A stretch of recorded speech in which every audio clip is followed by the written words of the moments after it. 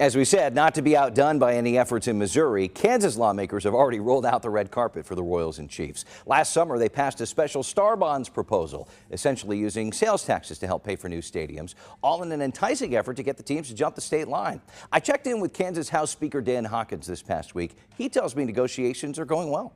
The Royals have been to the table for quite a while. I think there have been some very robust discussions there. Probably really for the last 3 months or so, maybe 4 months. So they've been at it for quite a while. The Chiefs are really just now coming to the table and starting talks. Speaker Hawkins says Kansas Department of Commerce is handling those talks, and the teams right now have until the end of June to take the Star Bonds deal. As that clock winds down, Kansas lawmakers are working at a fever pitch on other business in Topeka, essentially cramming 8 weeks of session into 6 weeks of work ahead of Turnaround Day late last month. Our roundtable's here to discuss it all. Please welcome back KMBC 9 political reporter Michael Mahoney and Pilar Pedraza, senior political reporter for Cake News. Let's touch on the stadium saga real quick. Mahoney, the ball is really now in the Royals and Chiefs court. Yeah, and I thought it was very telling what Speaker Hawkins was saying there. There's been a presumption that a lot of the talks on the Kansas side and that their initiative have been with regard to the Chiefs, not the Royals. And as Speaker Hawkins said in there, they've been talking with the Royals, not the Chiefs, over the last 3 months, and they now expect the Chiefs to get involved. I found that to be very enlightening. But the other thing is, you mentioned that they've got a end of June deadline on the Star Bonds. I fully expect if they need to, that'll get extended. Pilar, are you hearing anything in Topeka?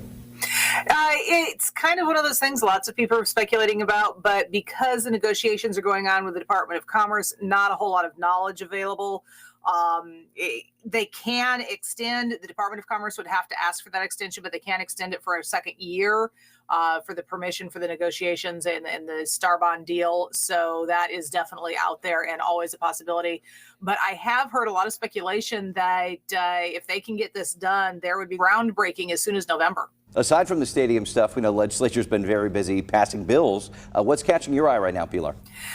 There are several bills that are being worked at the moment. One actually kind of interesting is it would change the state constitution on how we pick our Supreme Court justices. Right now, we have a nominating committee that's made up of a combination of folks from the various parts of Kansas, as well as an equal number of attorneys, plus an attorney who kind of is the chair of that commission. They go through applications, vet candidates, and then present the governor with a choice of three. The governor picks one of those three, and that's who the new Supreme Court justice is. Later on, those justices do have to go through a confirmation vote, essentially, every few years to keep their seat.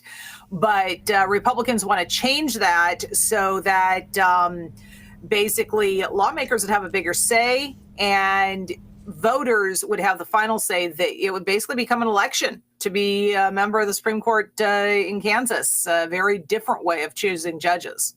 Yeah, that would be a big change. Yeah, there are two things that are driving this. There are more than two, but politically, two of the things are. And number one was the school finance discussion in Kansas, the long case over 20 years in terms of how much money the legislature should provide for the schools. The state Supreme Court came in and kept pressing the legislators to continue to give more money, even though the legislators were reluctant about it. And the other thing is the abortion question and the fact that the justices have interpreted that there's a constitutional right to an abortion in the state of Kansas. Those politically are driving some of this for Republicans.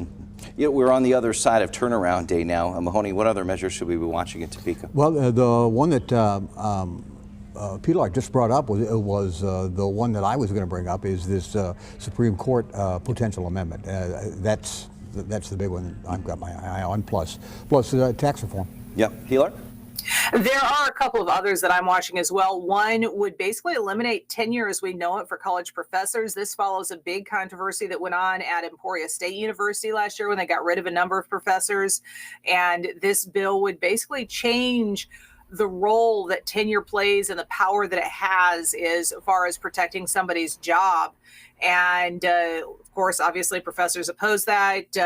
Some state leaders are very much in favor of it. Another one would change how we replace senators, U.S. senators, when there's a vacancy, because currently, if we have a Democratic governor and a Republican senator leaves a seat, they're replaced with a Democrat, and Republican leadership is not happy with that.